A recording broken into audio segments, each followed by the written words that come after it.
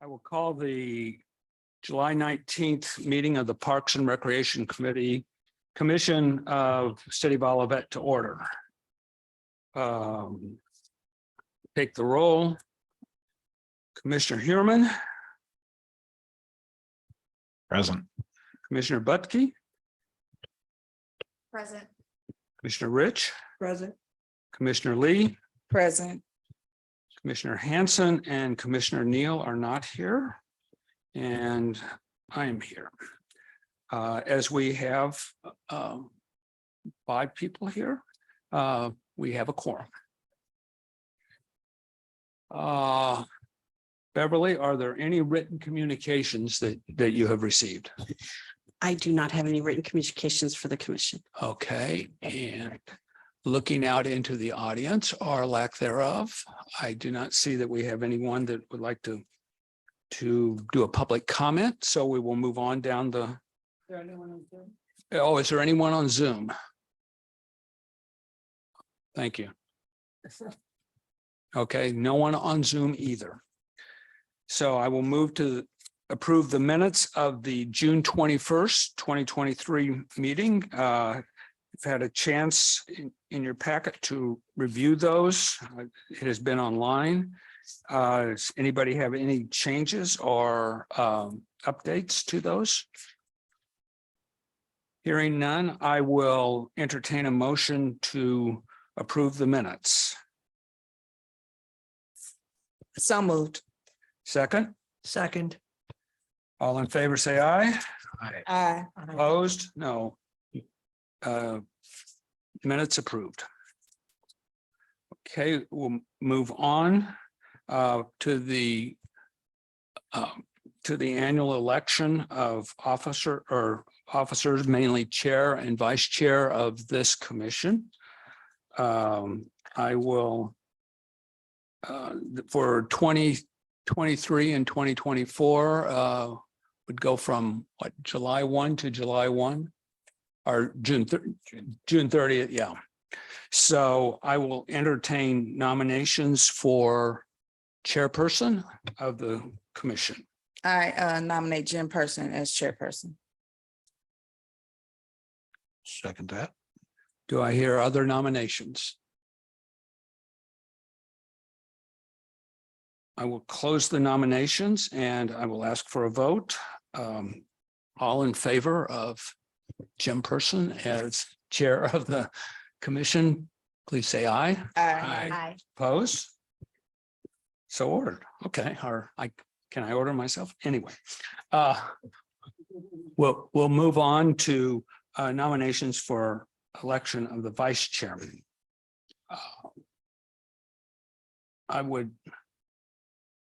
Do I hear nominations? Keisha Lee. Declined. You're most welcome. I think she's got another job going on right now, or 2 other jobs going on right now. Don't 3. Okay, 3 jobs in 1. I will nominate Sue Rich. Second that. Are there other nominations? All those in favor of Sue Rich as vice chair of the Parks Commission for 2023, 2024, please say aye. Aye. Opposed? So ordered. Thank you. Thank you. And do we need to go? We've got the chair and the vice chair. Do we need to go over the meeting schedule? You've already approved the meeting schedule. It's just on there as an assist for people that are considering the duties. Okay. Yeah. Okay. Yes. We're looking forward to an interesting year as we move in and begin a new era in Olivet Parks. Moving on, the next item is the director's report. Beverly? Great, thank you. We'll wait for Patrick to pull up the PDF there, and I'll start off with just going to do very high level. Youth sports, since your last meeting, baseball 100% finished, and we have closed registration for youth soccer for the coming year. And it was a fantastic registration. We have over 800 individual players. We still have a couple of teams that are coming in. I checked with Patrick. They may have registered this week. So that we're 100% registered. Yeah, so we're 100% registered. So our player count is in excess of 800. So it's going to be a very exciting year. We are so pleased with our agreement with the school district for using their facilities. It was an incredibly smooth process. I'd like, Pat, if there's any observations you have to kind of share anything high level about the way it worked with the school liaisons for the elementary schools for Ladue schools. Yeah, obviously kind of switching the gears with the way that we used to work with Ladue and the school district. It has changed the way that we get all of our teams and the way that they come into us. It used to be a lot of legwork when we just get all these individuals. We're taking them, placing them on teams, then finding coaches, and then going out and finding practice space for them. So with the liaisons doing the bulk of that legwork, it enables us to focus more on things like, our schedules, other things that we want to in our league that are more valuable use of our resources rather than just scheduling game times. So that's been a big help. And it's also kind of streamlined that process and given everybody a point person to talk to that isn't us. Because, we're hearing from every mom, dad, grandma, grandpa, when's my kid playing? Now they have somebody to reach out to get that information that, it's a little better use of our staff's time to help focus on the program as opposed to, returning a lot of unnecessary calls sometimes about that we might get that our parent liaisons can address. So it's a big help, and it's obviously helped our numbers out a lot as well. The liaisons, how are they appointed, or where do they volunteer, or? They're volunteers and they came through the schools themselves. So through the principals and the administrators of the district. Okay, and do we have, are there kids from outside the district, or how Yes, do they yes. become liaisons? We don't have liaisons in all the schools. We still do have some teams that were put together by the staff. Okay, And then we also have other schools that have been doing it this way for a long time. So for example, Mirowitz Academy, this is their model that they've used for a long time. They come to us with their teams. Rowan Woods has brought Okay. several teams back this year, community school. Okay. So yes. okay. That's And then great. the staff is also working with, we've had CYC reached out to see if we had any players that didn't have teams, as well as Clayton. So we've, Pat's been kind of communicating between CYC and Clayton to kind of get as many kids on teams, whether they're in our league or not, because it benefits everybody when we can, that phrase, we all rise together. So I think it's really helpful. And it also, I think it's good that people reach out to Olivet because they trust us. So that's really nice. Good. Yeah. Okay, so moving on. So summer camp, we are down to our final weeks of summer camp.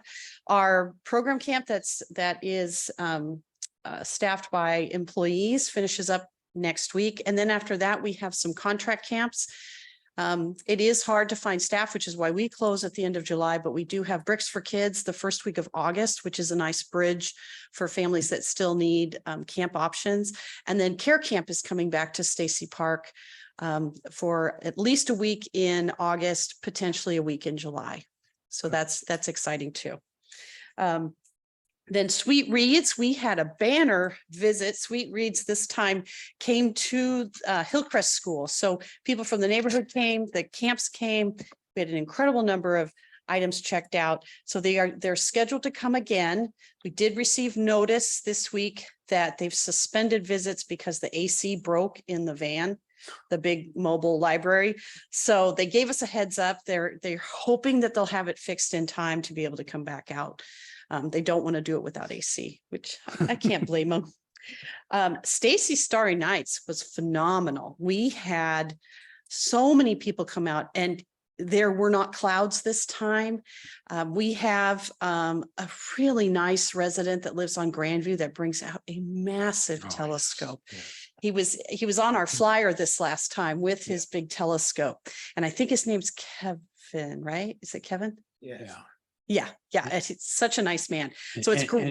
And he was great in terms Yeah. of, particularly with the kids, He showing them is, different yeah, things. he's a very nice demeanor.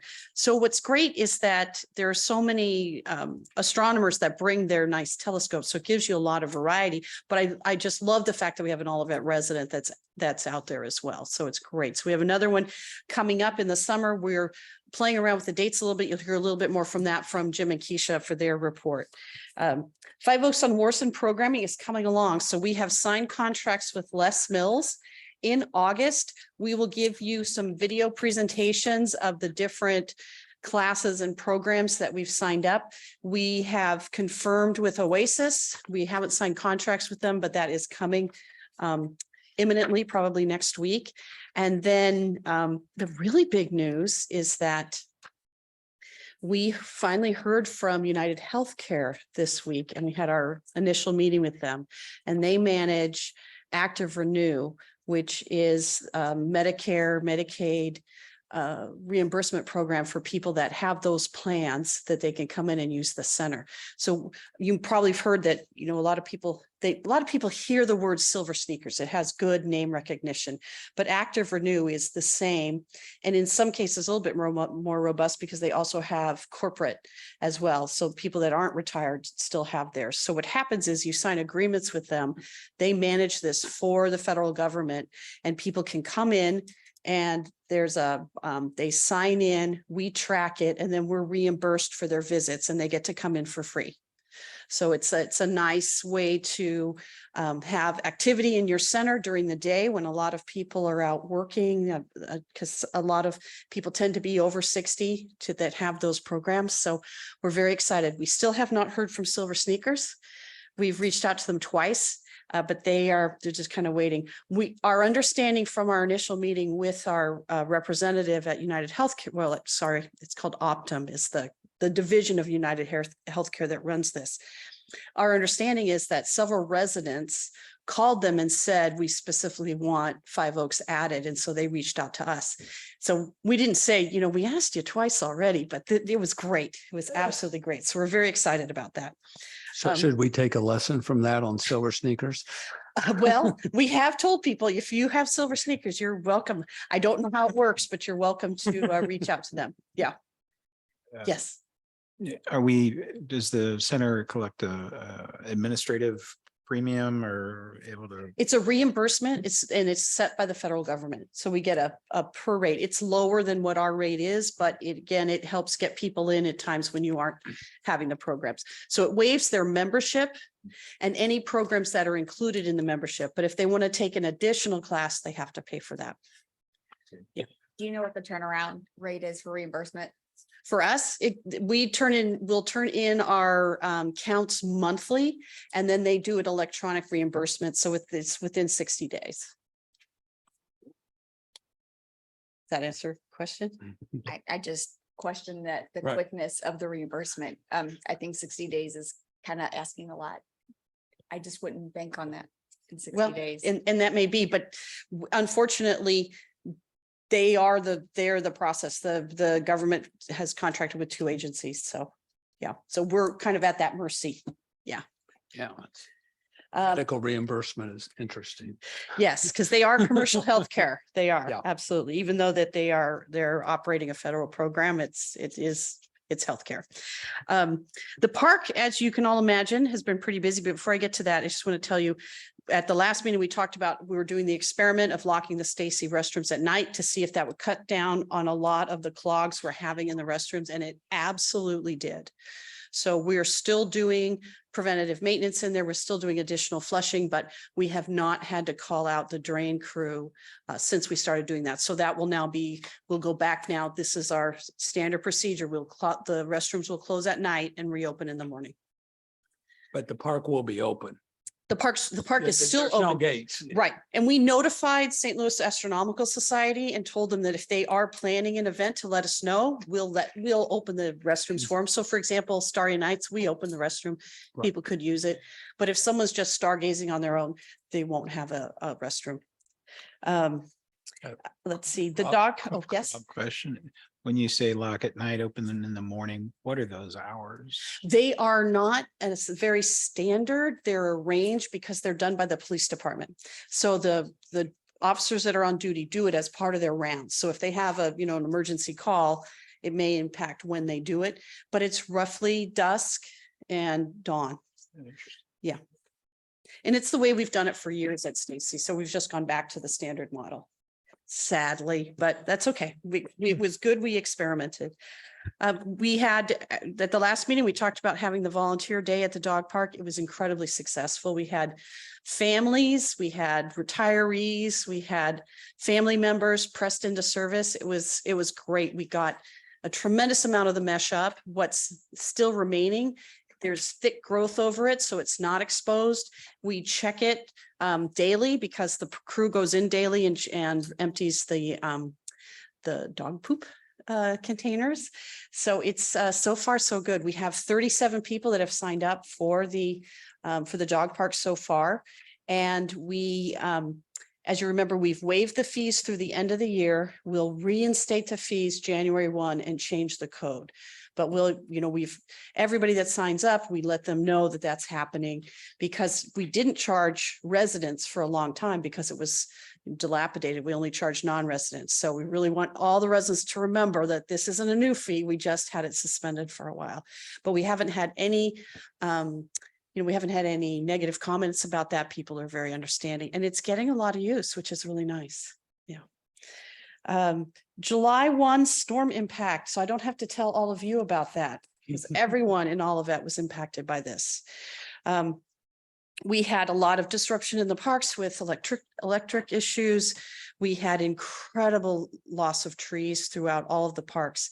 So what happens is, for example, in April, we had a much more severe storm in April, but we sustained a lot less damage. And there's a couple of reasons for that. One of the primary reasons is the trees did not have leaves on them yet. So when the trees have a big leaf mass and the high level winds come through, they can't save themselves as well as they can when they don't have the leaves, because it magnifies the wind through them. So we lost some very large trees in Warson, Indian Meadows, and Stacy did not sustain a big tree loss, a lot of big limbs.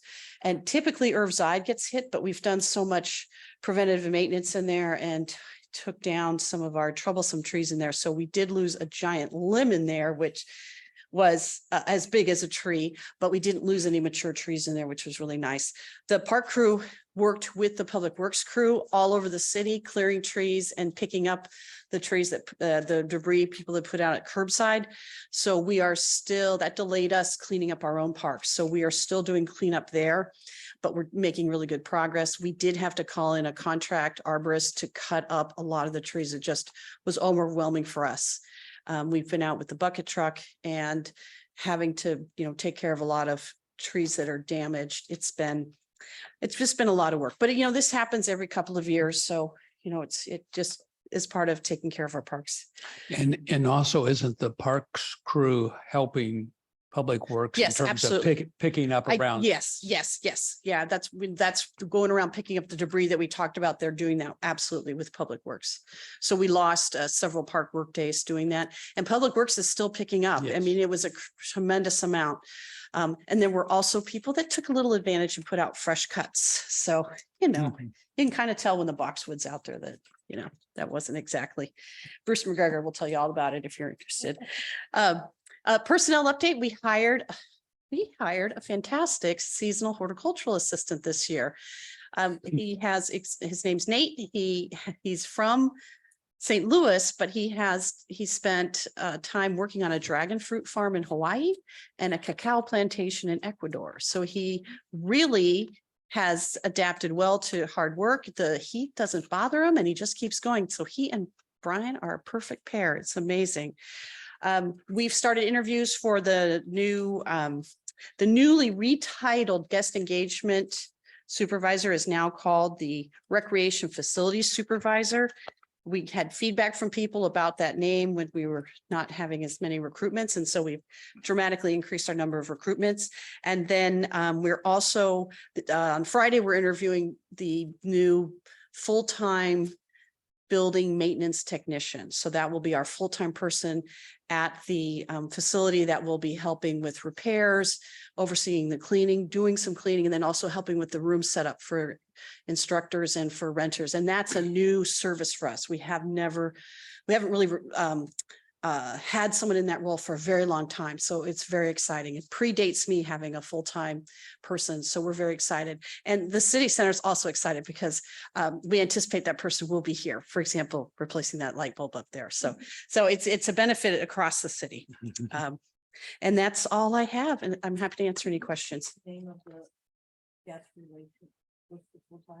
The full title is Recreation Facility Supervisor. So our other supervisor is Recreation Program Supervisor. So we adopted that same pattern. So they are doing recreation, but also facilities. Any other questions of Beverly? If not, we'll move along to the city council report. Maxine? We're having a busy summer. As Bev just referred to from the storm, the park employees and the public work employees have been really diligent in picking up all of the debris, and kudos to them because it's been a huge job. And we're very fortunate that they took that on. We have been busy looking at economic development still. You've seen that we've had more progress on Olive Street Road, and I'm not sure if everyone heard, but we're getting a Paris Baguette at the corner of 170, right where you get onto the right at Olive and 170 as you get onto the What is it called? Paris Baguette. It's A bakery? it's a bakery, coffee, sandwiches, salads. Oh. I was recently at one in Brooklyn. It was very good. And I had to check it out. But but we're still getting the hotel. There's some other things coming up that are very exciting as well. So it's moving along. And the apartment building, the Clover, is actually at the end of the month.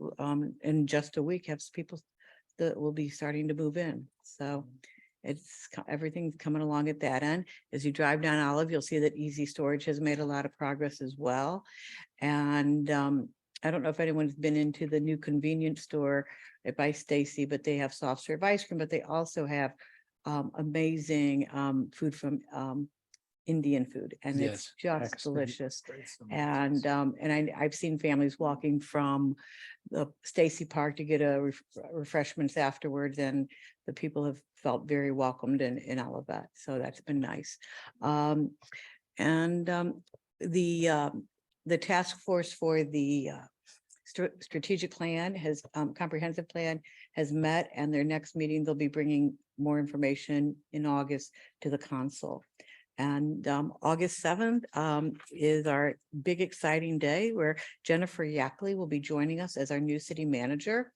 And I've had the pleasure of talking with her at length this week, and she's just ready to jump in with 2 feet, and there's going to be a lot of work going on. And the other information you all with the parks, that's what I love to talk about the most lately because it's so exciting. And though you can't get down to the community center, even just driving by it and coming at it from different angles, it's just magnificent to see it. And I'm sure we'll be seeing some internal slides tonight as well. So looking forward to a walkthrough with all of you in August. Any questions? Any other questions for Maxine? I had a question. Do we know what hotel? It's a Marriott Courtyard. Okay. And a what? Element by Marriott. I think the other one is Are called there gonna be one or Element two? by Marriott. It's a co-share. Right, but it's a possibility that it may not be anymore. Okay. So it's either going to be the Just- Element or a Marriott Courtyard. So they're in the I think process. Marriott's still advertising it's going to be a co-share. Right, so I think there's some discussion going on right now, honing in on, but it will have the Marriott Something. marketing. So Right. So some of those final details are coming together. Okay. Mary needs to update the website. And the other business that we're getting, I don't know if people have heard, is that where the bank was up by at Price Crossing, that we're getting the wine. Help me, Sue. The wine merchant. The wine merchant from, Yeah. who had previously been in Clayton, and he'll be opening later in August as well. Yes, well, I was in the wine merchant the other day and they were very, very excited about coming to Olivet because they've been in the midst of so much construction in Clayton. And they're also excited to do some programs at our teaching kitchen and at the new Yes. community center, once we're up Yeah. at 5 Oaks. That, when I was in, I suggested some of that.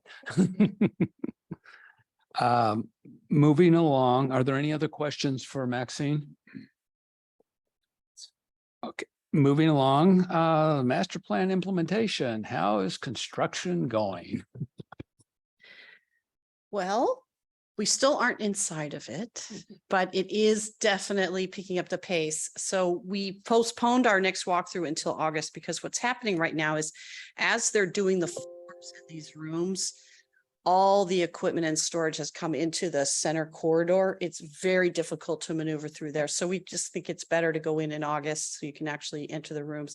Because the other thing they're doing is as they clean sections, they're locking it. So we don't want to track construction debris into those rooms. But we've got some pretty good pictures. We have a PowerPoint. I'm going to give Pat a minute to get that set up. But other than that, we haven't had any further major change orders come to the city council. Fingers crossed. The storm did delay us a little bit, so we're a little bit behind. We were hoping to get that new asphalt driveway in. The rock is in for it, but it was delayed by the moisture, the rain and everything. And there was some mud incursion into it. So they're gonna have to do a little bit of cleanup before that happens. Our bioretention basins have been filling and emptying of water as they should, but since the banks aren't stabilized, there's a lot of silt that is going to have to be pulled out. And that happened at Stacy too during construction but they're definitely working, which is helping quite a bit. You want to see if it'll go up? Yeah, that would be great because I need to see what I'm talking about. Sorry. I tried to do it in order, so sort of from the exterior to interior and then out to the parks. Let's see if it works. Okay, so here we go. So this is coming from Warson Park down the new trail to the greenway. So that's that concrete strip, that's the new greenway. And then you can see the bioretention basin before you get to the new building. You can also see that it isn't 100% yet, but the majority of those metal panels are up. Oh, thank you. The majority of the metal panels are in place and they're still doing the trim and they're starting to put the screening for the HVAC units. You can also see there that the patio is poured, which is really nice to see that on there. Beverly, Yes, so this picture on the left, yes, the old community center would be behind you, is that correct? correct. That's- Yes, okay. yes. Right. Absolutely. And then that tower that you see in the far background, that is in the industrial park on the other side of Warson Road. So this is this is northwest. Okay. And then another view down there, you can see that the windows aren't in above the doors, but the doors are in and secured, which is really nice because that's really helping keeping water out of the building. With the finishes going in, we need to keep the water out of the building. But the indoor playground looks so nice from the outside. I mean, it really does look like the rendering, which every time I see it, I'm like, oh, thank God, it looks like the rendering. And now you can see they're starting to put on the exterior lights. So remember, the exterior lights are all down lights. We're not doing any of the up lighting because Warson will be the next park that we get certification from the International Dark Sky. And the sidewalks are in, so you don't have to traipse through the mud to get in anymore, which is really nice. And the glass is all in. The metal panels will be one of the green metal panels will be one of the last things that goes on in the front. Was there any damage from the storm? Not this last time, no. We got a little water in the back door, but nothing significant. But the trash on the site blew all over the park. Yeah. This is the new driveway. You can see how they pulled out the old asphalt, they've put in the new rock, they've put in new gutters, and they're starting to do the new sidewalk. So that is from Warson Road into the center. And it's going to be replaced all the way to Warson. Yes, it'll be Because- new asphalt all the way to Warson and the new parking lot in the front. Yes, it'll be very nice to do that.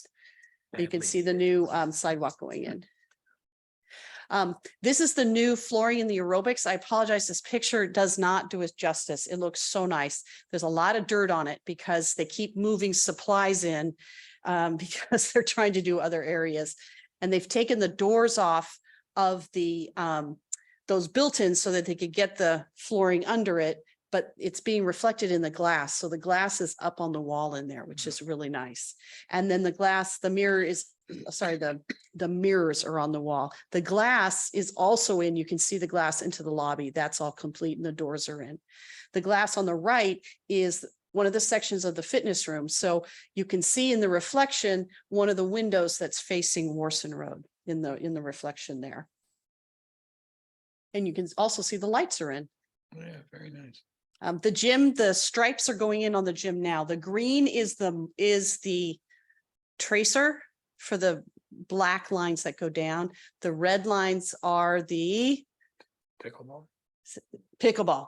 Yeah, pickleball. We chose a bright color for pickleball because some of the demographics of pickleball are people that have a little bit of a limited vision. So we wanted to make sure that it was really bright. Then you can see the ceiling framing is going in the multipurpose room. You can see those the coved sections that demarc the three rooms for the dividers, which is really nice. And then those are the lights. So those are the windows that bring in north light into the rooms so that when the dividers are shut, you still have natural light in there. So that's why we have those windows there, because we wanted to make sure that every room in this building had as much natural light as we could get in there, with the exception of the gym and Pat's office. And the kitchen is really coming along. So you can see the center islands being framed out. The lights are hung. That's the big hood in there. There's protective coating on the hood, so that's why you can't tell it's shiny stainless steel. But look at the beautiful herringbone tile and the lights illuminating that under there. It's going to be just beautiful in there. That's very pretty. Very pretty. The welcome desk is coming together. The glass is in for the office. The office they're about to close down because it's almost done. So it's painted. They're finishing up the lights in there. The carpeting is in. It's covered to protect it, so you can't really see how beautiful it is. So as they get further and further along, they're going to do the windowsills next. Then they will lock that so that it just doesn't get as much dust and dirt in it. This is the suspended ceiling coming in. So these are those wood islands that go through to soften the industrial feel. So these are the suspended ceilings. That green area over there, that's the fireplace. The mantle is almost finished. It's we've had pictures this week of it. They're going to bring it in for installation probably next week, which is the mantle is made from the hickory tree from Warson Park. That's great. I guess you call them statement lights, our beautiful halo lights are installed. And this is to give a nod to this building because these are the same lights here. We liked that continuity, just like some of the countertops and some of the stone is exactly the same as this building to sort of bring that, kind of tie the two buildings together. So these look really nice. Very pretty. And so these are between the gym and the changing suites in this seating area. This is the wall tile and the vending. This is the corridor between the restrooms and on the way to the parents' room. And the tile is up in the changing suites, and most of the restroom fixtures are in. I didn't include pictures of the restrooms, but the toilets and the stalls, everything are in. This is now up in Warson Park. The boulder seating is in at the splash pad. They have all the wires completed, the electricity they were working on at the end of last week. They've put the cage on the backflow preventer. So that is a massive piece of plumbing there. You're not kidding. Yeah, it is really big, really big. Yeah. And finally, we have asphalt at the park maintenance building. It looks so much better. So now we can start using those those storage bays for mulch and for FIBAR and things. So we're very excited about that. The last pieces to be done here besides site cleanup is the plant nursery area. So one of the items that was value engineered out of this is the fence around the plant nursery. So we'll be building that. The parks crew removed the fence from the dog park. It was in very good repair. And we're going to reuse that for the plant nursery, and the parks crew will put that together. And then they're also going to go salvage the old gates to the Saints parking lot and put them in here so that when we don't need the parking and when we have mulch deliveries, we can lock the lot, because I'm sure you all remember that people like to come and take our mulch. And that is it, but I'm happy to answer any questions. I want to talk a little bit about timeline. So right now, I'm going to cross everything I can. It looks like our fitness equipment will move in the last week of August and be installed and ready to go. Our furniture will be coming in either the week before or that same week. So we really are anticipating that staff will be in there the last week of August. So that gives us September to get everything up and running and training, so that we can open full bore October 2nd. So that's what we're targeting. That's what we're moving towards. And in your packet, you have we've started putting out materials. So we have a temporary rental form, because we can't get pictures of it. We certainly can't get a picture of someone's beautiful event in there. So we have some stock photos in there, so that we're getting printed so that we have something to give people.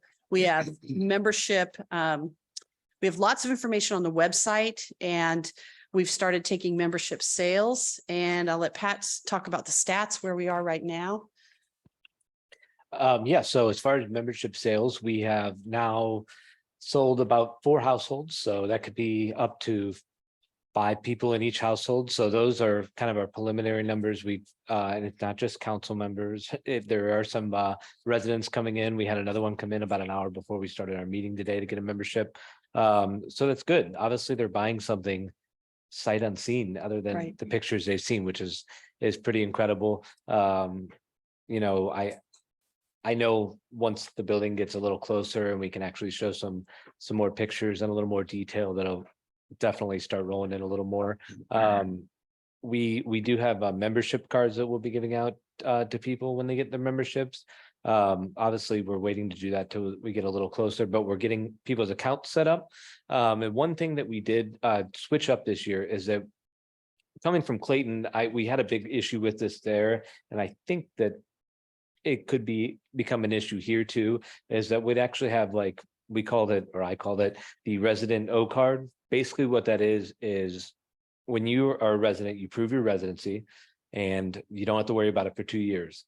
But if for any reason you leave after 2 years, you're not going to get that resident rate until the end of time, which is kind of how it was before. So now every 2 years, you'll have to prove that you're still a resident to get the resident rate. Bring a utility bill or. Yep, correct. something like that. And Yeah. it, as simple as that. But what that'll do is it'll prevent that person who lived in an apartment for a year and then he moves and now he's still getting that resident rate while he lives in New City.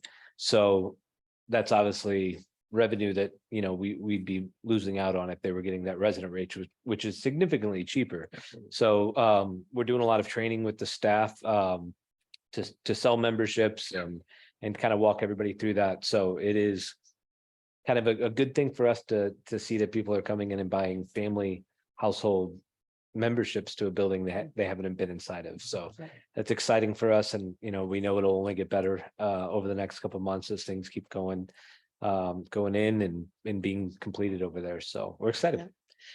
We also get a lot of inquiries about people that want to rent the facility. So we have an interest form going. We go all the way out into 2024. We have a request for a bat mitzvah already.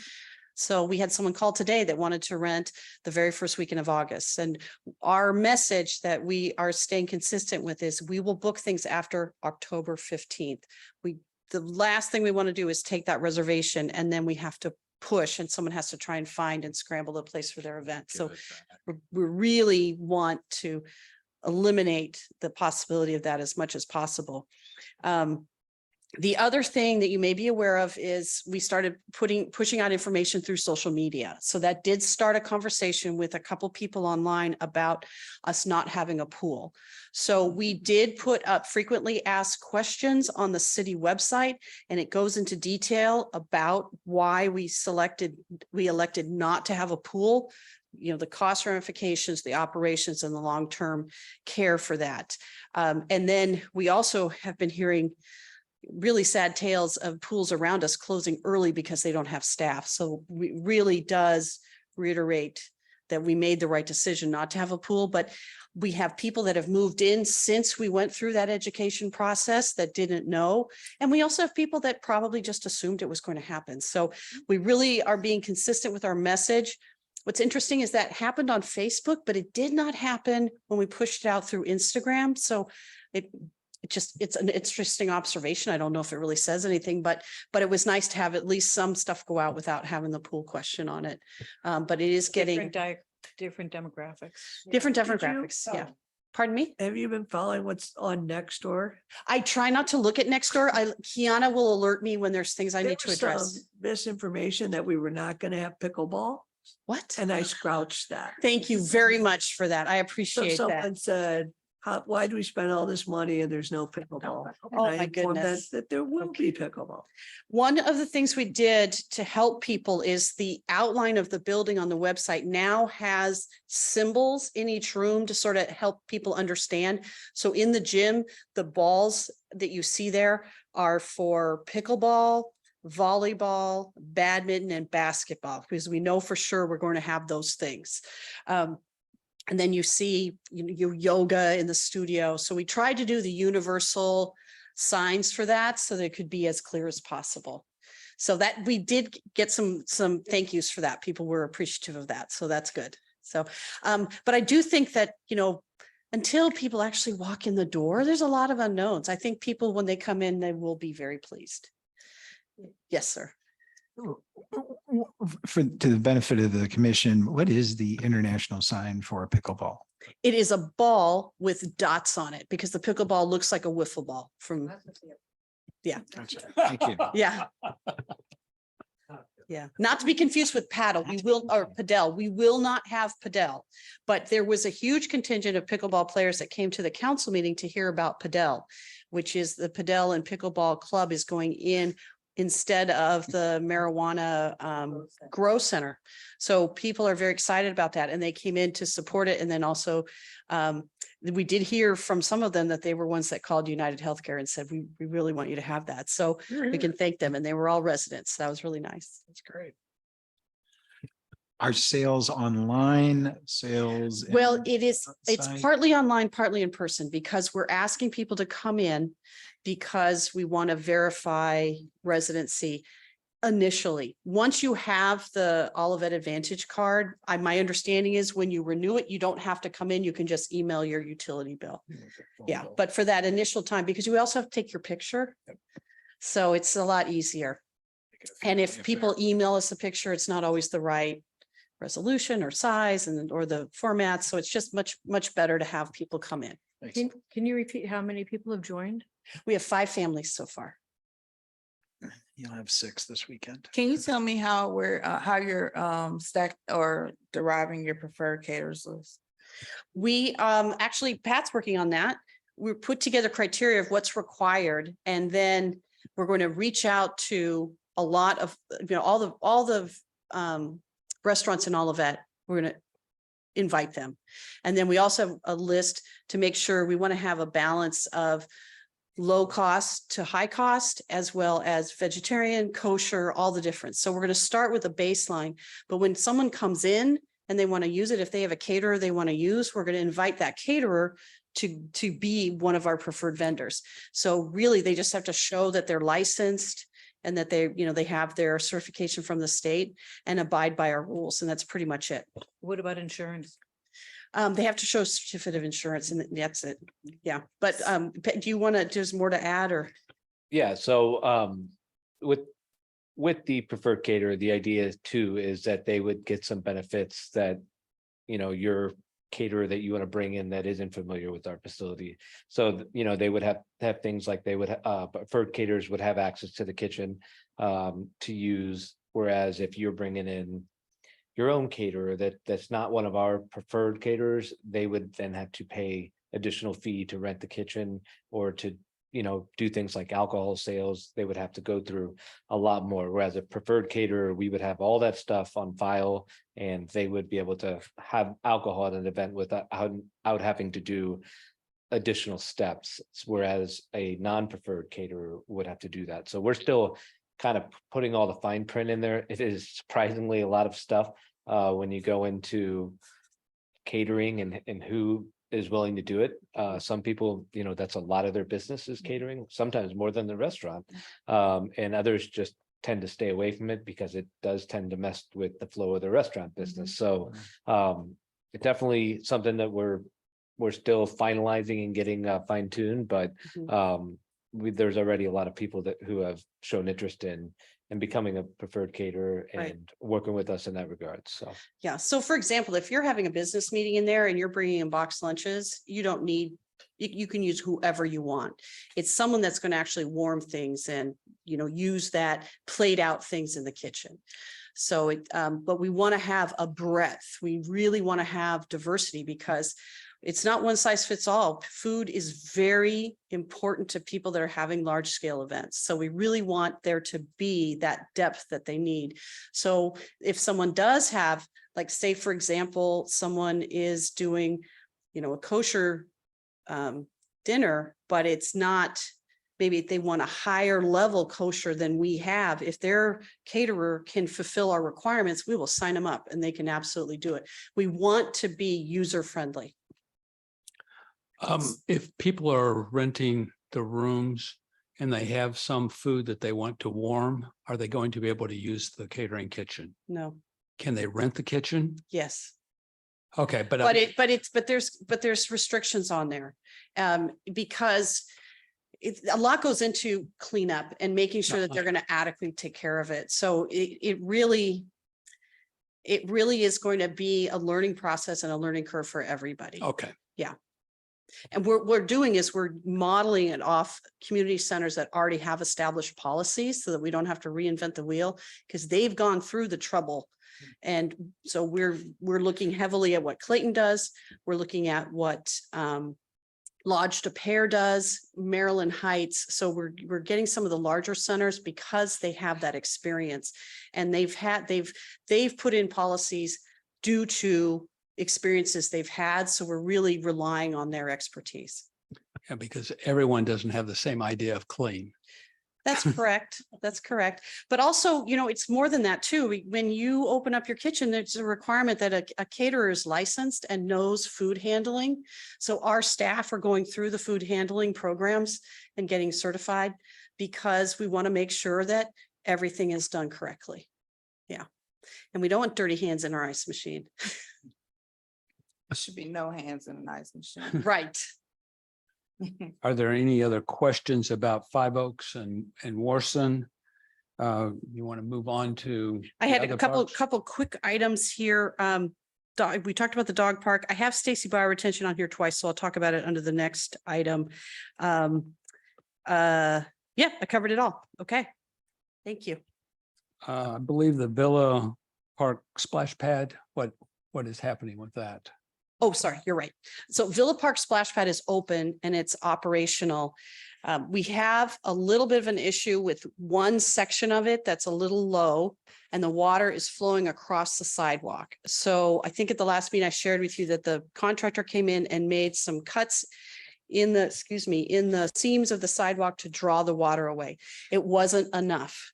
So we had a big meeting with the contractor, the architects, the fountain designer, the fountain installer, our city staff and our owner rep. We had a big meeting out there and we talked about what could we do.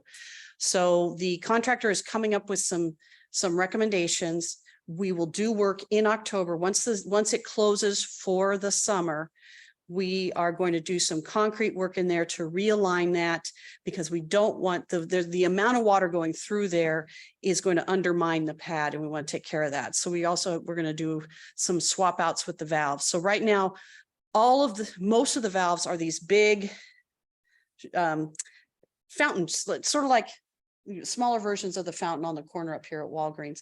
There are a couple that actually are like they spread out the spray and like almost like a hand.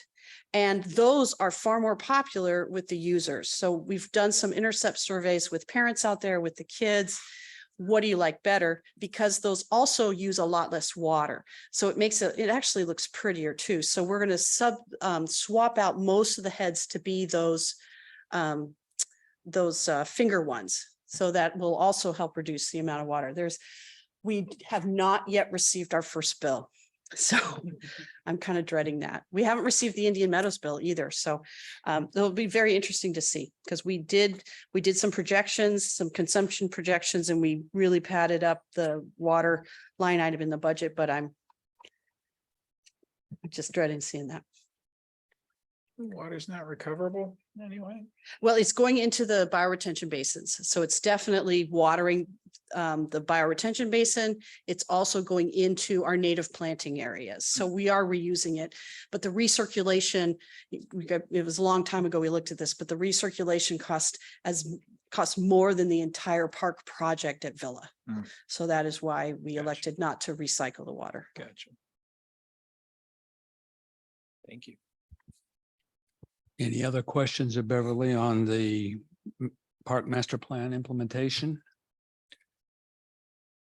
If not, we'll move along to the next item on business, the park pavilions update. And I'm Yes, assuming so that's- we're still in the midst of summer operations. Last month, I showed you our increases in our pavilion usage. They're up across the board, which we anticipated. And that's really great. We did have damage to the Stacy Pavilion during the storm. So the wind that came up at Stacy was, we don't know how, we don't have a wind gauge up there, so we don't know how hard it was, but it bent one of the shafts for one of the fans in the pavilion. So all the fans are off right now because we can't operate the other two while that one it's bent and it hit the ceiling, so it has to be replaced. So we've called the electrician that installed it, and they're going to come out and give us an estimate to replace it. We hope that the fan is salvageable, but it may not be. We may have to buy a whole new fan, and it's not a construction defect. It's weather. So we will see if we want to do an insurance claim for it or not. It's a wicked storm. What is the deductible? That was gonna be my question. I don't know. And Darren's out right now, so I can't ask him. I don't know, but I'll find out. And then we'll have to decide, what to And do there. do we have contingency line items in the We do. budget? We for have reserves. damage? We have reserves for that. Yeah, absolutely. Absolutely. And then our bill for storm cleanup from the contractor will be, from our contracted arborist, will be very high. So that we've faced that before, and the council helps us. Now, do we get, with these storms, are there outside funds that come? I was going to ask that about the picking up of public works, or is that all in the Yeah. city? They have to hit a certain amount of power and speed, and even though it was a crazy storm, it didn't hit the Didn't hit the threshold. The threshold. Right. So that's why we're using in-house doing the public works and the parks Mhm. staff. Yeah, absolutely. We also had, oh, I know the bioretention, I forgot to do that. So many of you were impacted by the 30-inch water main break on Old Bonham.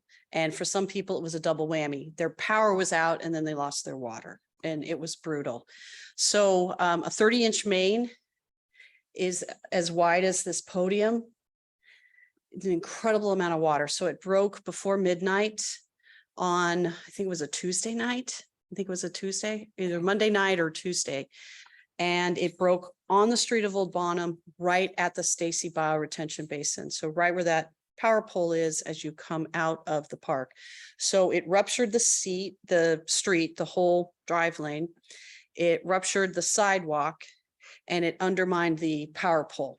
So when the water came out at the peak, there was a foot of water flowing down Old Bonham. And the police were out there. Missouri American Water came out, but they were not able to turn it off for a long time. So it came up like overflowing a bathtub into the Stacy Bioretention Basin.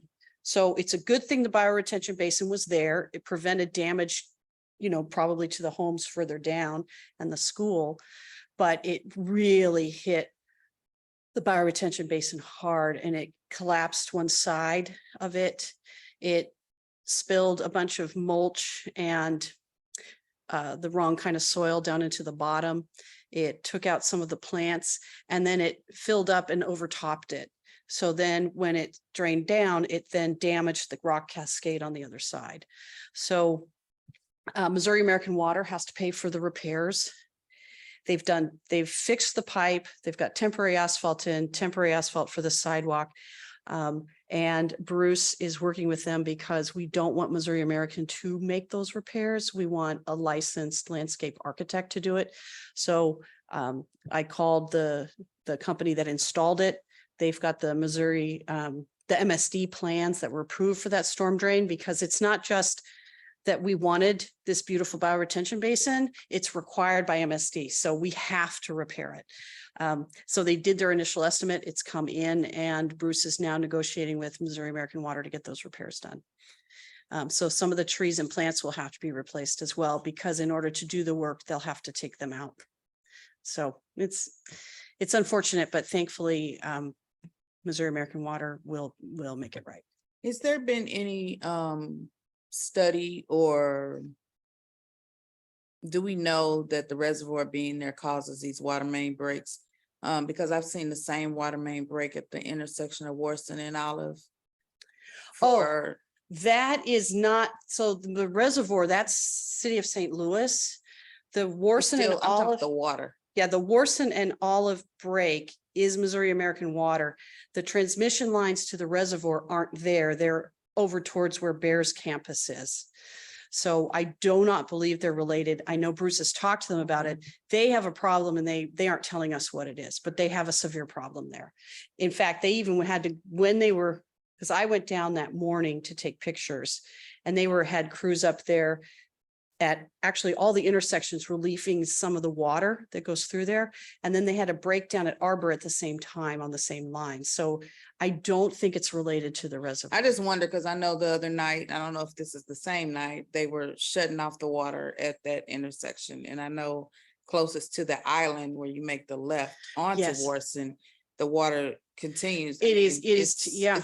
Something is wrong. Something is wrong, because I drive through there. Well, I was when my office was there, and since I've lived here, they've had problems out there, but I don't know what it is.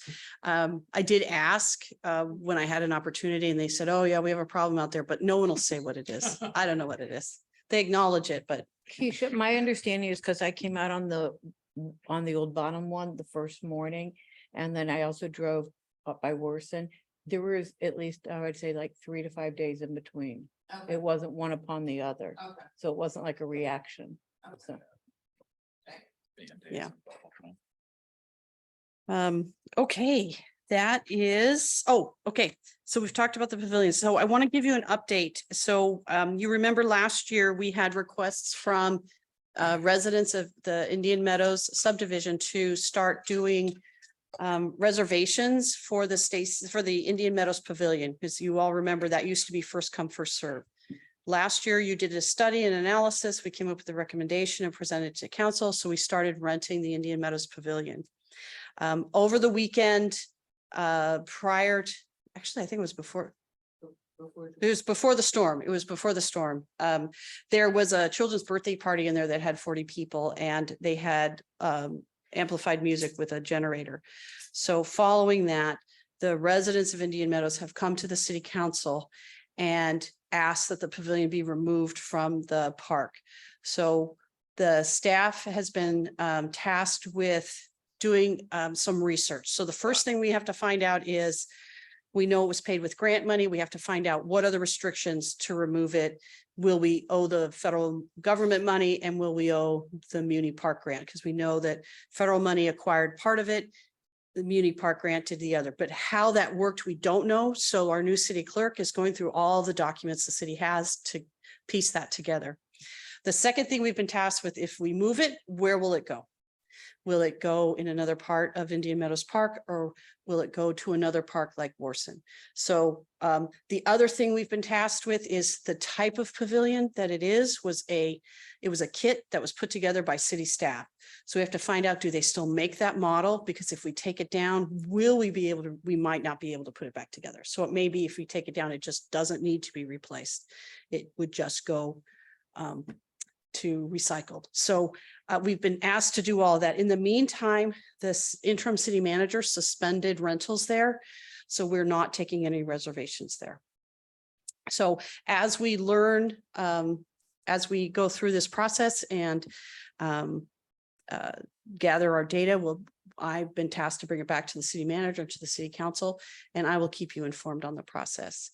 We did not have any further reservations the rest of the summer there, oddly enough, so we didn't have to call and refund anybody, which I was very pleased about that. We also took out the majority of the picnic tables there, and there are 4 picnic tables in there now. So I have 2 questions.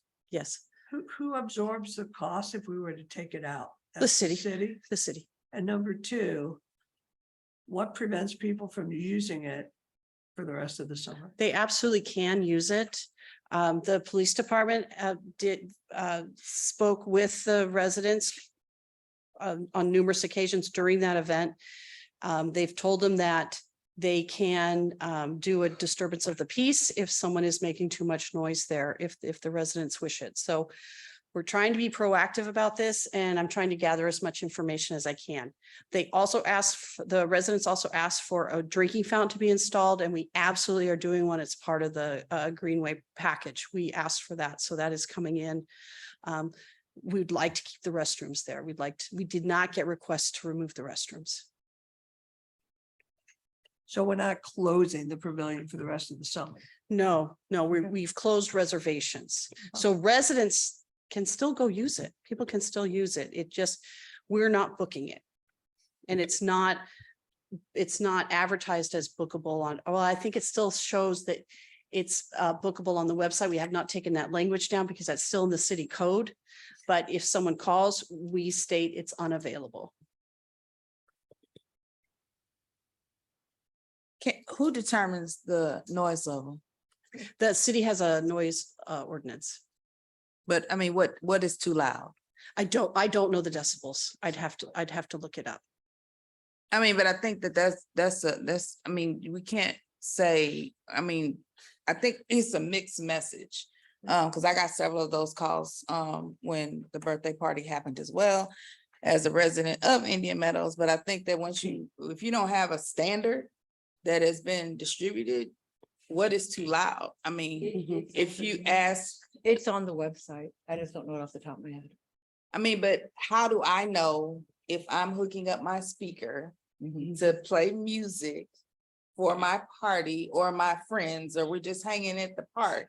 How do I know I mean, am I gonna be able to say I'm at 26 decibels at that? I mean, how does a common person know what is too loud is what I'm trying. A common person wouldn't know.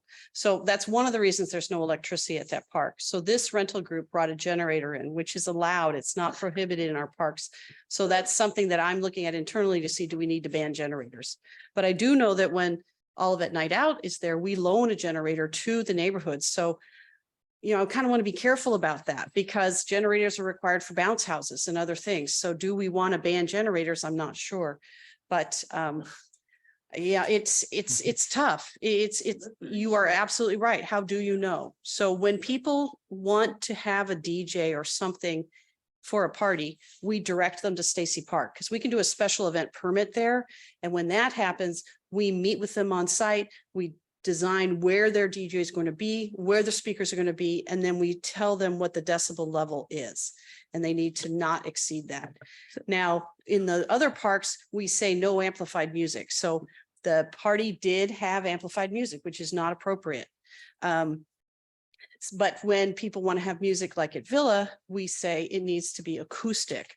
Or you have to use a very small iPhone speaker and the music can't be heard outside of the pavilion. So that's how we because, people will say, well, it's ridiculous. I want to have a little music for my child's birthday party.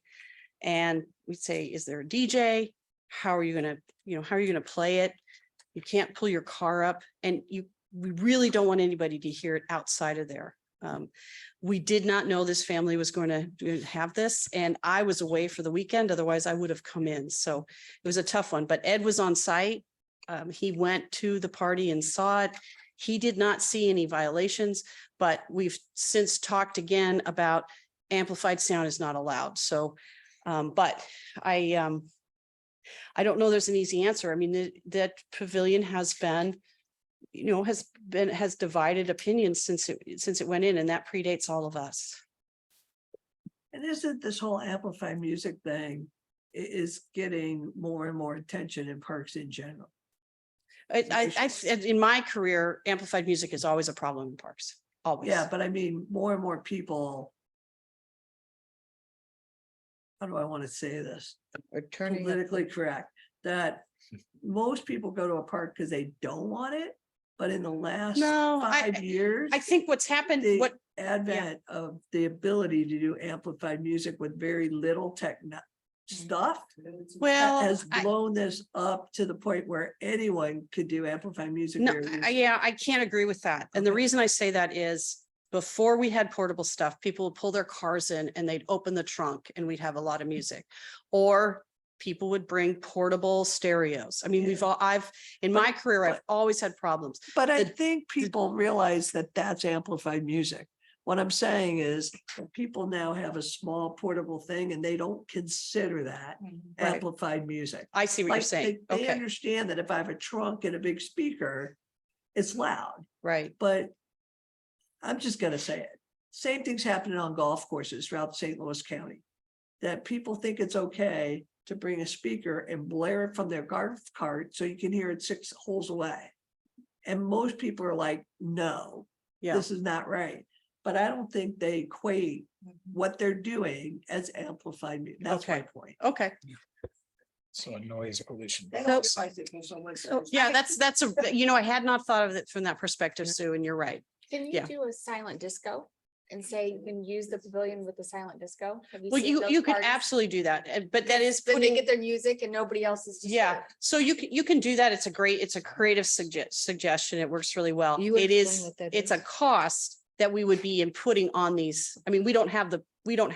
Yeah. So we would force someone to go out and rent it. So, I mean, we could suggest it. It's a creative suggestion for people, but I'm not sure if everyone would be, willing to take that expense. Can she explain what that is? Oh, it's where everyone has a set of headphones that's all tied into the same Oh. system. Everybody's listening to the same thing and you hear the DJ. They're very popular. And you can pick different, like I can listen to country, you can listen to rock, you can listen to, so everybody's kind of bopping around dancing, but nobody around hears the other music. So Right. it's kind of. Or you can have it, or you can be unison. Yeah. Yeah.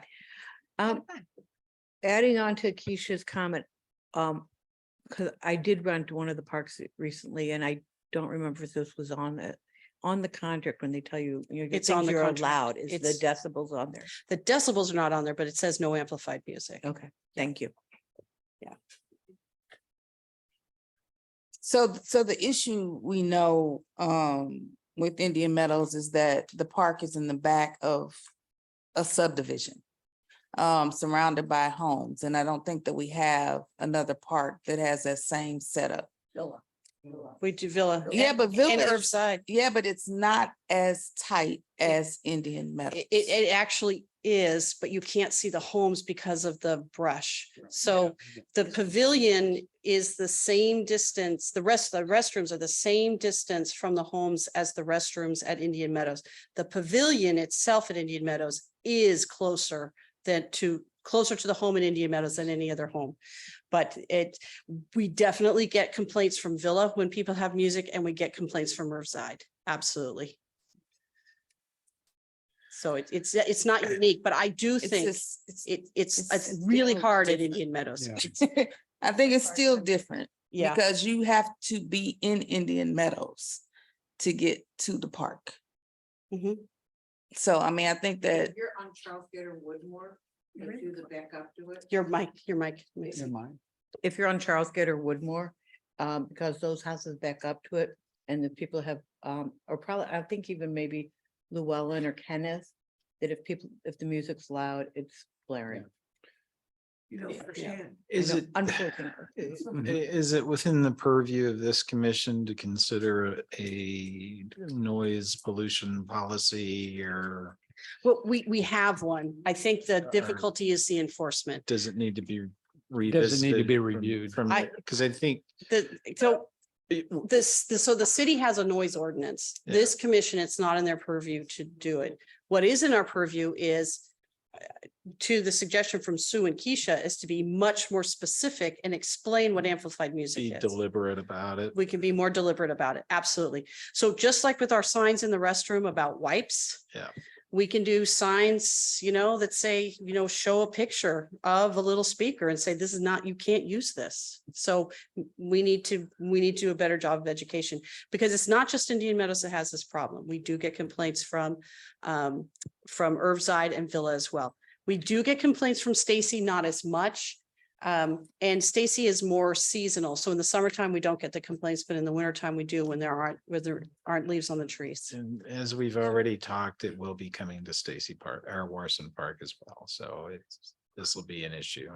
Oh, at Warson, yeah, Warson's very close. And the pavilion at Indian Meadows is a large pavilion. It's Yeah. very large and it might not be suitable for It's a Warson. big Because it operation. really, yeah. So Yeah. what Warson has is that little gazebo. That gazebo would be fantastic at Irvside, at Indian Meadows. That's the right size for the scope because it's a long, narrow park. Right. And when looking through the minutes, this commission struggled with where to put that pavilion. Yeah. You read it in the history of the minutes. Right. No one was happy with any of the locations. And then we experienced ourselves when we did our park master planning, the recommendation was move the pavilion, but where? And we struggled with it too. So where do you put it? Or is it not suitable for that park? Maybe it doesn't go there, right? Maybe it doesn't go there. So. Yeah. So as far as the commission is concerned, at a future meeting, do we need to put an agenda item to determine how we're communicating sound things and what is the takeaway? I from think the here? takeaway is the staff will come up with a With a way, recommendation. with a recommendation and bring it to you, but I don't think you have to do a tremendous amount of research. Okay. We can easily put that together. I do think that whatever the staff finding is, I have to report to the city manager. He will take it to the city council. The city council did not direct the commission to look at this yet. They've directed me to look at it. So I'm working with the city clerk to get it going. And then because the council did not take action on this, the city manager directed me on this. So So- as soon as there's something for The input, interim city manager, because we're really waiting for the new. the man- interim city manager, The new right? city manager will be dealing with this, not. Okay. Yeah, nothing new. My boss right now is Darren, but on the 7th, my boss is Jennifer. Right, okay. so So- will we as commissioners be brought up to date on what is happening once the Absolutely. new city manager comes? Because Yes. that's not what She you just arrives on the said. 7th and our meeting's on the 16th. So. Okay, Yeah, absolutely. I will. Pretty short timeline for someone. This to is a- come forward. This is going to be an ongoing process and I will absolutely, I think that it will be on your agenda until there's a resolution. Okay, so, And I am sure that at some point the council is going to want the commission to weigh in. Absolutely. okay, so, Maxine, correct me if I'm wrong on that. so as we move forward, we will see an agenda item related to Yes. this. Okay. Yes. and I have one more quick question. Sure. Just remind me because it has been a while. Is there additional parking planned off of the Napoleon side of the park? I mean, When we went through the master planning, it was suggested to put parking in where Grandview and Huron meet and the commission rejected that. So we removed it. So in the plans, a pavilion has a very little shadow there much smaller than the one that's existing. So, and it does not define what kind of a pavilion, and it doesn't define the program. It doesn't define, would it be for rentals or would it just be a shade structure? So that is to be determined when we reopen the master plan, because there is no planning and now the greenway is coming through there. So is it appropriate to have small shade structures that families could use rather than having a big party center? But I think the question was in terms of parking. Yeah, so No, I mean. I right think- now, yeah. yeah, right now it's recommended to find parking, but there is no place for it in the plan. Okay, thank you. Yeah. Okay. I do know that as we were working on the comprehensive plan the other night, there was some questions in terms of, there's a tract of land across Dealman. I mean, it doesn't relate to Indian Meadows, but it relates to the Centennial that that could potentially be parking. Okay. So, Yeah. but Oh, and- that's Yeah, all conjecture. And that would be a nice place for a pavilion too, because it's got an industrial park to one side, then the river, then a house, Yeah. then the houses. So it could be an opportunity there. I don't know if this, There's a is- dollar issue there too. I believe so, because that dollar issue, that Great Rivers Greenway hit that dollar issue Yeah, too. yeah, I mean, Yeah. it's 7.9 acres. Yeah, but- and Pat actually got a contact this week from a grant that gives you a beautiful outside workout area that's phenomenal. That would be a great fit for all of that. I think they're talking to Ladue School District too. And they immediately thought of that spot. That would be a Yeah, great spot for Yeah, that. well, Yeah. that is really the only open land in Olivet at this point. It really is. So it's part of the comprehensive plan, but who knows where that's going. Right, right. And part of it's a flood zone. Okay, are there any other yes, sir. Just 2 seconds. I wondered, would it be possible for this commission to get an update from the Greenway for the section that's coming through? Yes, Alphabet? absolutely. That's probably will be either on the next agenda or the following, because they're going to go out to bid. Gotcha. So they're going out to bid. So, It went out to bid today. oh, Saw it today. already posted. Okay, so we will have an update for you at the next meeting. And will that be an update from staff or can we have the Centennial Greenway people here? Well, I can invite them. It doesn't mean they'll come. Oh, but no, I can understand. ask them. I understand. Bruce is managing that project, so I can, and he does reports to council, so we can get Bruce's report for sure. And then Okay. I can ask GRG if they would come. Yeah, I mean, just kind of what. Yeah. Yeah, they have come in the past. Yes. Okay. Other questions about the various and assorted issues around park pavilions?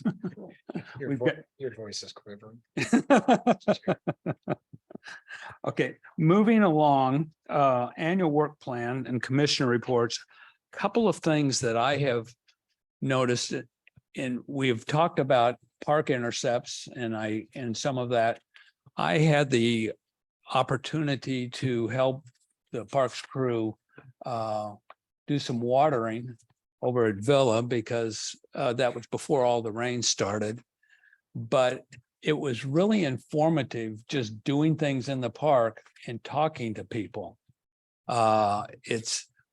We talk about, do we need forms to do this or whatever?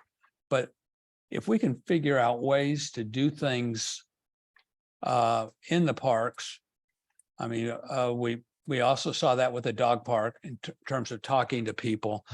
But it's really very interesting to be there. So I would, if there are volunteer opportunities within the parks, or if you're just walking through the park and you see people, say hi. And we can find out a lot about our parks and what people know and what they don't know. I mean, I got the pool question, and I worked for a couple of hours. I got the pool question at Villa. So it floats around. This last week, Keisha and I met with staff in terms of talking about the plans for, did I see something go? Okay. That about plans for park openings and what kind of celebrations and introducing people to the new facilities. And so we have that here. We've talked about the first one, we've talked about Indian Meadows a lot tonight. And that we're looking to have an opening there on the 26th of August. And staff has been most helpful in terms of putting together ideas.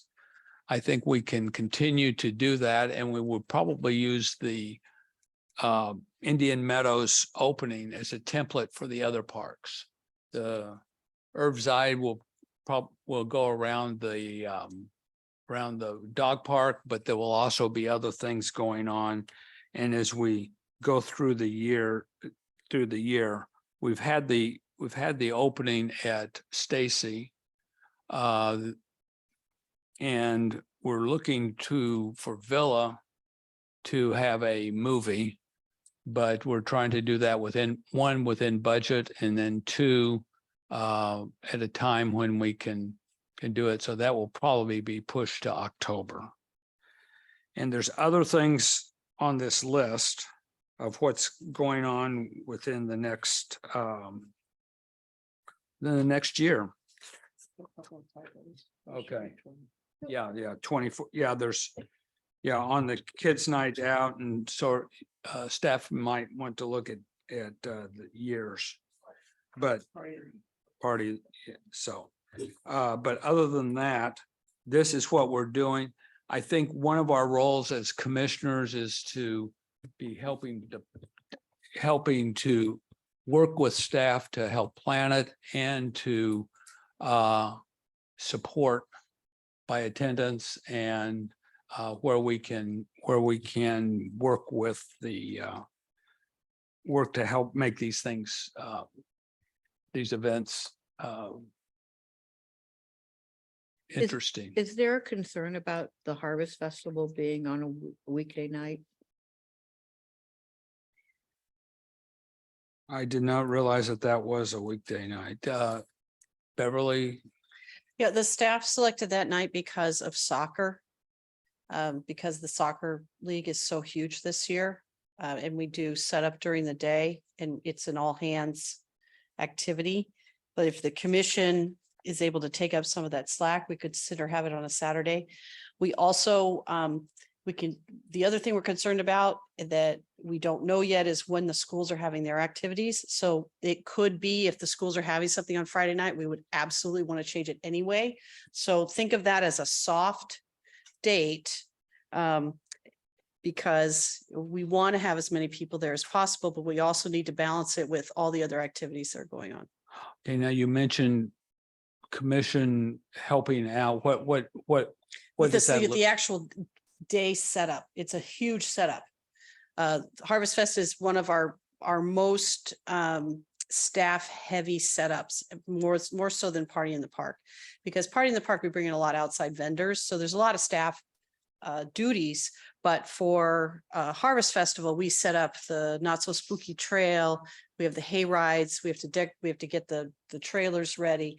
The park crew works an awful lot for this. So- It's a Friday night. That's No, a it's Friday not. night. October 27th. October 27th is a Friday night. It is a Friday Oh, night. I'm so sorry. Now, we had it on Saturday the last 2 okay. years. No, I had it on a Wednesday, and I'm like, why are we doing one? I was on the wrong. Yeah, one. yeah. Oh, it's- I was so Yeah. confused. I'm So- sorry. Yeah, We it's- the last 2 years, we had it on a Saturday night. Okay, so it's still on Um, a weekend. So Yeah. I'm also a little confused. So the movie in the park date would be adjacent to that? No, we still don't know yet. That's why it's highlighted yellow. Okay. We have to find out, is the screen available? We have to find out the school schedule. So that date is not firm. The dates that are firm on here is the Indian Meadows Park opening. That's a firm date. The all Olivet yard sale is firm. The dog event is soft. Great Olivet clean out is firm. Harvest Festival is soft. Turkey Trot, 100% firm. The Kids Stay In, Puzzle Palooza, Kids Night Out, Those are soft because we aren't in the building yet. We also don't know the school schedule yet. The Kids Day In, we do know the school, that is a day that the kids are off school. So that's why that's planned on that day so that kids can have, they can have an event at the community center for kids that are out of school. Because that's a weekday. It's election day. And then Holy Festival is firm, citywide yard sale. I don't think they've advertised that yet, so that could be soft. And Party in the Park is soft and Family Overnight is soft. So it's a very It's the clean- tentative the schedule. Clean out is firm. The clean out is firm. Yes. this week. So the reason it's soft is because we try and project out a year in advance so that we can Puzzle pieces. adequately space events out. We can space staff, we can space Kids and adaptation. balance it with the other activities going on in the community. So these dates can change Yeah. and they probably will change. And we don't publicize these on our website until they're firm. But I like you to have an idea of what's going on. Okay. So So- all the dates of school events should be on the district website.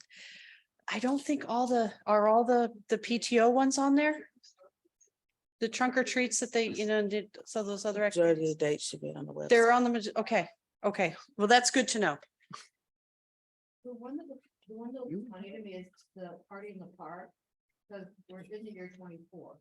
Uh, So the- is it May 6th or May 23rd? It's the 6th of May, 24. So that is an error. It's Kids Night Out is also an error. As is Kids Day In, is also an error. May 6th. And the Harvest No, Festival. Kids Day In is actually Oh, the that's, you're 20th. right, you're right. It- That's this year. It's just out of order. Could be before Thanksgiving. This time I know I'm right. May 6th of 24 is a Monday. Okay, so that So we needs, got something wrong.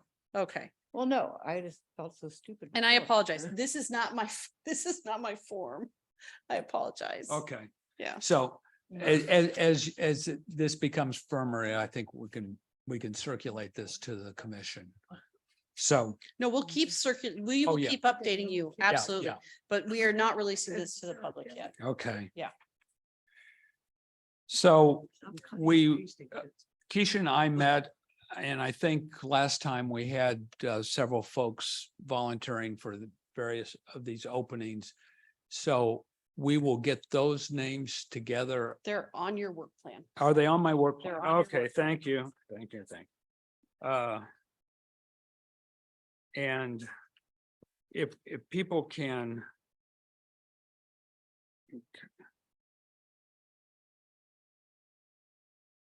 Of individual, It's a 5-1. It's on page 2 of 3. got it, Okay. okay.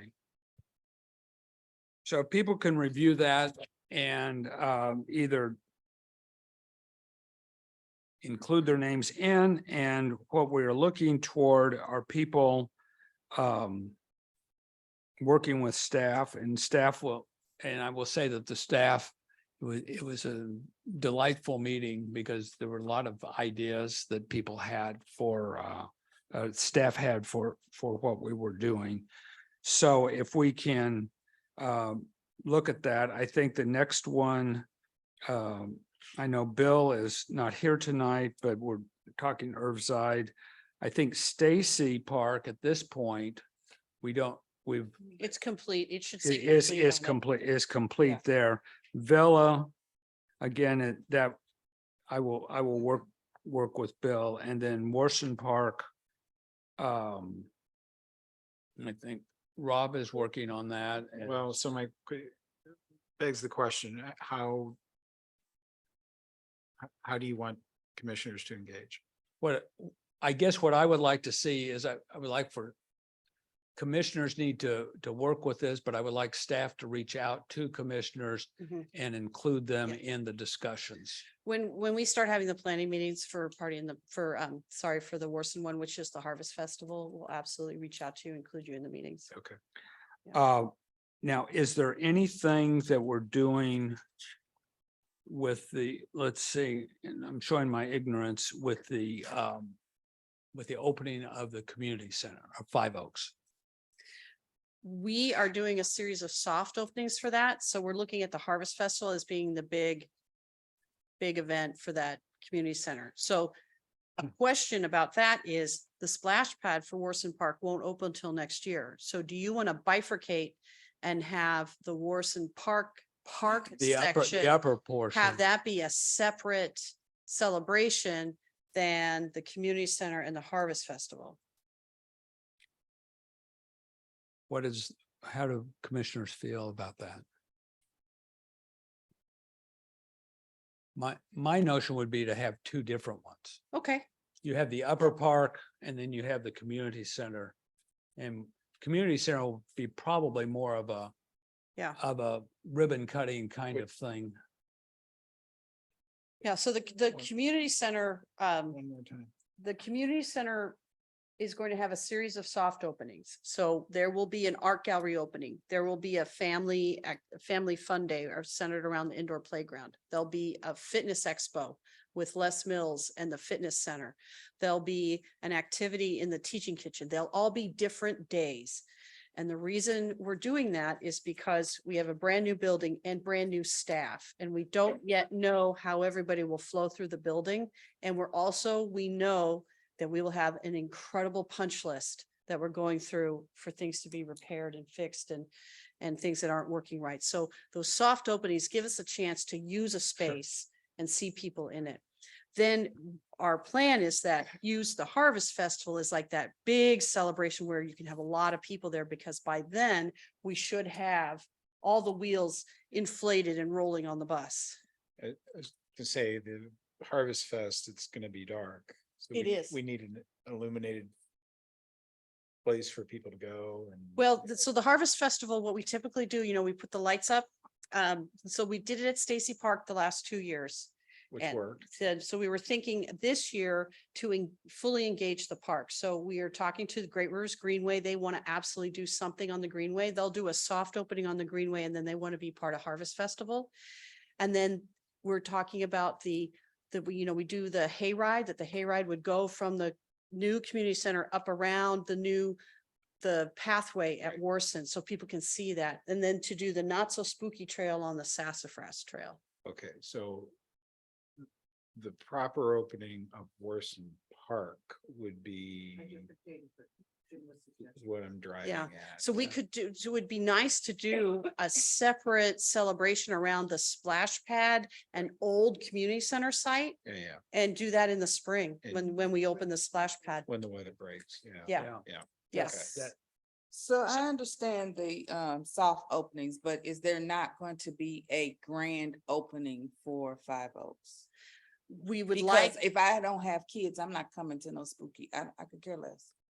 I mean, and I think that for residents and people coming into the center, I just need to see the whole thing. I mean, people just need to come in and see the new shiny thing. Mhm. Walk through it, feel it, smell it, on a time when it's not, I mean, it's not, you don't have to have a membership. You can just walk and see everything, and you can be selling memberships, but I think people need to see the new shiny thing, and the soft openings doesn't do it.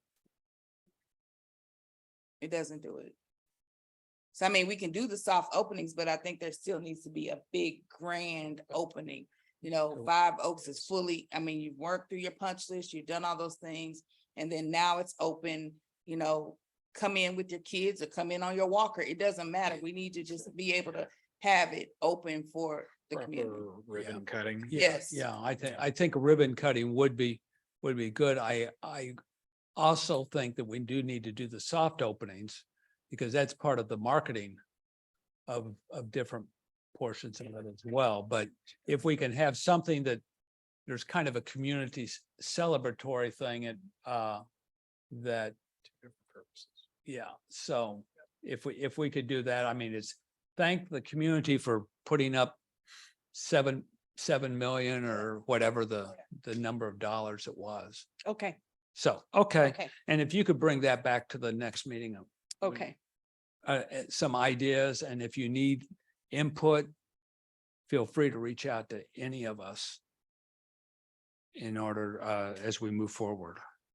I'd also like suggestions on when to have it. That would be helpful. What- We've grappled with that because we've got Turkey Trot in there. Turkey What- Trot packet pickup will be in the new center. So we could maybe do something in that, we did our groundbreaking in November, so maybe we do our big celebration in the beginning of November. So what are the dates? I mean, I'm sorry, what are the dates for the soft opening? Because these aren't. We they're not don't on have there. those yet Yeah. until we're further, until we're more concrete on when we're physically moving into that building. We have rough ideas on the soft openings, but we don't know yet when the indoor playground's going to be installed. So I would look toward early November as kind of this celebratory event, knowing full well that there's punch lists, there's installation, there's gonna be things. Yeah. I mean, I've been involved with building projects and you Huh. never know what's gonna happen and you make it up. Yeah. Yeah, we've had our hearts broken several times in the last Yeah. 8 months. But I So- think even to that point, even if you have a grand opening and everything is not fully perfected, people need to see it. Okay, And I don't think even waiting to November, I don't think You think- that's too late. Okay, you I think? mean, I it's- think if the building is open, let people walk through it, see it, feel it, smell it, and then, this part will be open. Maybe it's a sign, this is our new kitchen, fully operational in October. This may be open until November, but people, they're asking, they're seeing it. And I just think, we can't just have a building sitting and open and people coming in and out of it, and we've never opened it to the community. okay, So We've if even if done you that could with look some of at the yeah, schools. the October, November timeframe. okay. Thank you. Okay, There's really only one event on this list for November. It looks Well, like we- there's a reason for that. Yeah, It's because of okay. Turkey Trot. And then we've got. Yeah. Oh, Thanksgiving Day. Yeah, that's a big gear up, I guess. yeah, yeah. And So I think time. The facility is going to be used for turkey trot registration and so forth, but I think also we need to keep it separate. Keep the grand opening separate from that, so it doesn't. So turkey trot doesn't take away from it. just from Okay. a people power perspective too. Yeah. So And if somewhere also, just to keep this in your mind too, somewhere in there, we're gonna have our big community work day there installing the new garden out front. But we don't have a date for that yet. But remember, one of our value engineerings was to cut the money to put in the garden in the front. So the contractor's gonna put in the soil and the trees. And Olivet and Bloom has contributed $1,000 towards those plants and committed to helping install them. And then the city has budgeted in our operating budget, the balance to pay for those plants. So at some point in probably October or November, we will have those planting days. so we're putting in perennials and that sort of. Yes, thing. it's a Okay. native landscaping. Yeah, Okay, okay. yeah, and it will be beautiful, but it takes 3 years for them to look good. Right, Yeah. right. And what I would suggest is that you add that to this list. I will, but we just don't have it yet. Oh, but no, it will be added. I mean, Yeah. or even as a TBD. Okay, great. Are there other I think we're beginning now in terms of commissioners to figure out what we can do to help and suggest, as well as helping volunteering for things and so forth. So we'll begin to get those kinds of activities that can be one-off, not just sort of planning events and so forth that we can do. So as we move forward, we need to increase our activity in this area. Could Harvest Fest be held back at Stacy Park this year if we're thinking of doing a grand opening at Morrison? I'll bring that back to the staff and ask. Okay. Keep that tension going. There is another idea if you tie it into the Harvest Fest, is the first year we went from Boo Bash to Harvest Fest, it was more of an adult evening.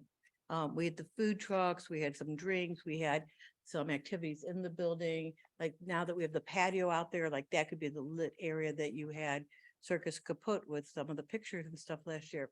So, you know, when Keisha, when you were referring to, no, that was my attitude, you know, years ago when they were doing when we went from Boo Bash to Harvest Festival. And I went, and there was definitely a concerted effort that there were adult-friendly activities or adult-friendly, like the whole Circle Drive was set up with tables and it was set up with food trucks and lighting, and it was really special and fun.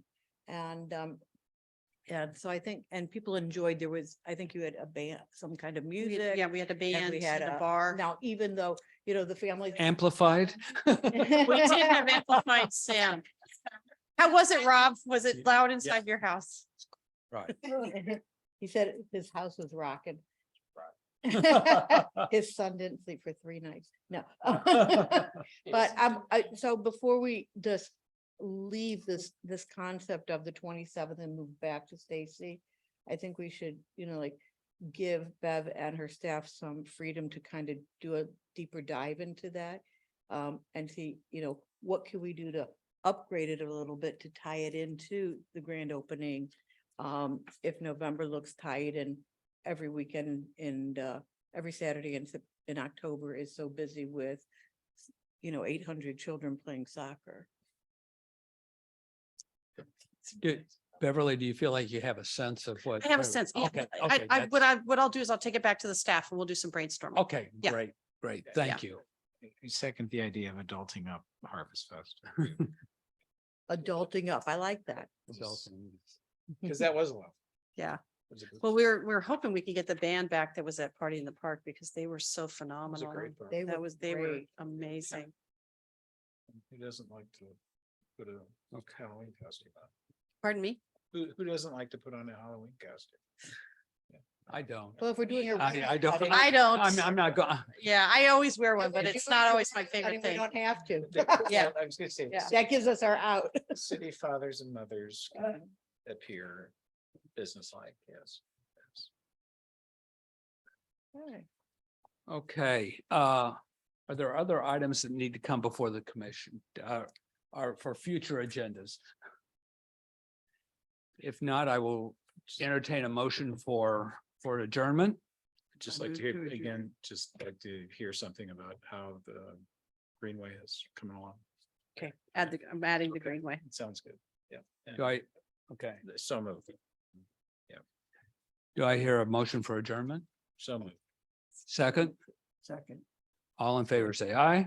Aye. We are adjourned. That's a brain memory. Thank you very much.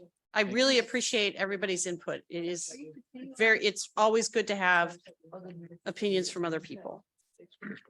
So, oh, thank you, Beverly.